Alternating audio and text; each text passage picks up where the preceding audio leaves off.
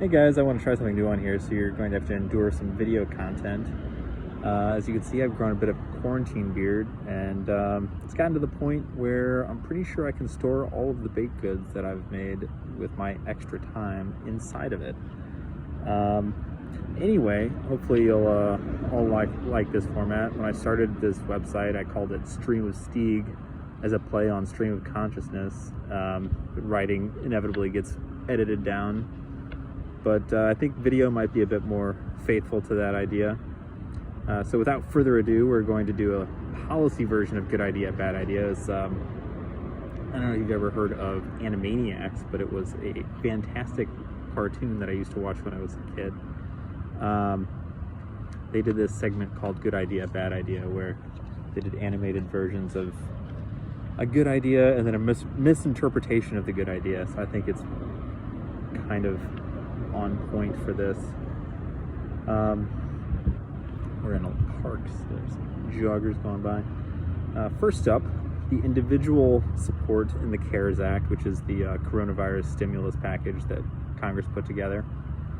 Good idea, expansion and unemployment payments, just making sure everyone has enough income to get by is particularly important for service and tip workers who just don't have much of an opportunity to make income right now. Bad idea though, subsidizing rent for healthcare workers or canceling it entirely. I've seen this kind of floating around the internet a little bit.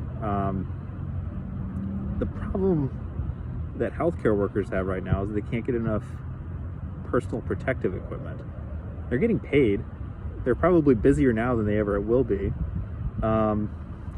They don't need the subsidies. They need to be protected. So it's safety, not cash that they need. Good idea. Help small businesses weather the storm. They're the ones that don't really have access to these deep public markets that publicly traded companies always do. Even like cruise lines and airlines are able to make pretty big debt offerings right now successfully. So it's just the little businesses that are getting shut out. A JP Morgan estimate was that the median restaurant carries 13 days of operating cash on hand. It's not a lot. They don't have a lot to live on, and they can drive their costs down a bit because they're not actually operating, but they still have to pay rent. There's some overhead costs that they don't can't go away. Anyway, here's another one. A Goldman Sachs survey had more than half of all small businesses going out of business inside of 2 months if this continues, and it likely will. So they're not having a good time. Bad idea though, plopping a third more, and this $350 billion for the small businesses, $500 billion for the big businesses, plopping a third more in front of large public corporations. As I said a minute ago, they have access to pretty deep fixed income markets. This is particularly true now that the Fed has done everything they've done to prop up the debt markets. They've done some alternative asset purchase where they're just making outright purchases of corporate debt.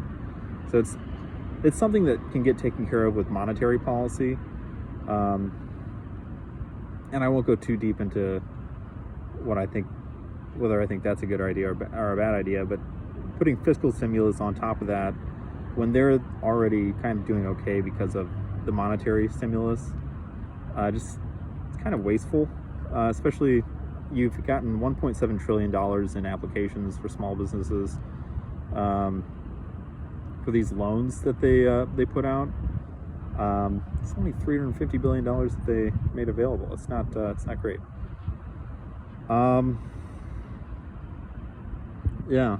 So I mean, I get it. They've got to put something in there so that they can pass it quickly. It's not a very smart, targeted way of doing things. And in addition, economic downturns are kind of healthy in a sense because they weed out the less productive corporations.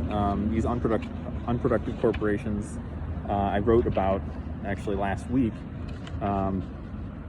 Zombie firms. The downturns bring about these firm exits or bankruptcies or dissolving like these large but ponderously unproductive firms.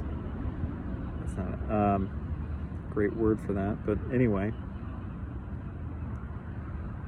We start giving unproductive firms more capital. We're just kind of foisting low productivity on the rest of the economy, and it crowds out the nascent, young, more productive firms that would otherwise be able to grow their market share.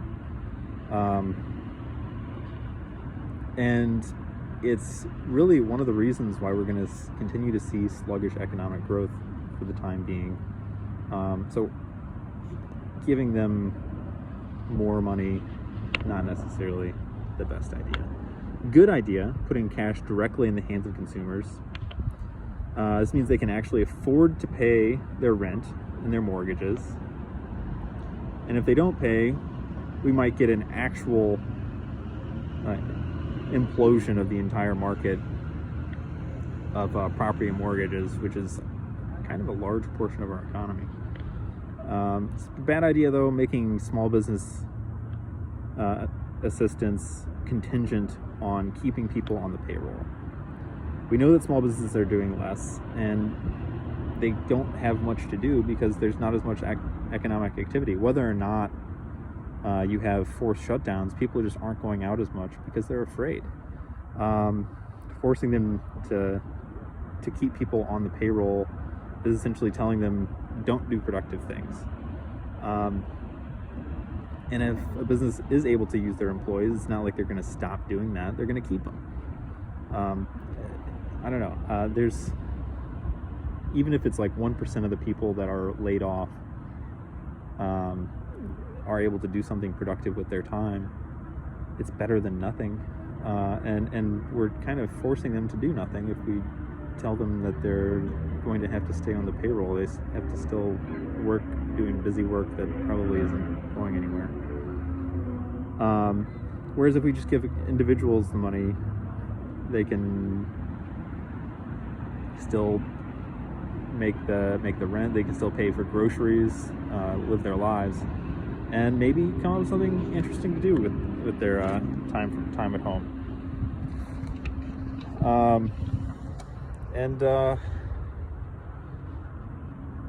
That's kind of up to them, hopefully. All right, it's getting a bit long, so I'll finish with this. Good idea, massively expanding mail-in ballots. We want people to avoid close social contact as much as possible and long lines for the ballots. Not exactly a great way to do that. We don't want people to be choosing between their civic duty and their safety. Bad idea, forcing a primary to go forward when a delay is easy and infections are peaking. I'm looking at you, Wisconsin. It's not a great look. All right, that's it for me today, and hope you all have a great weekend.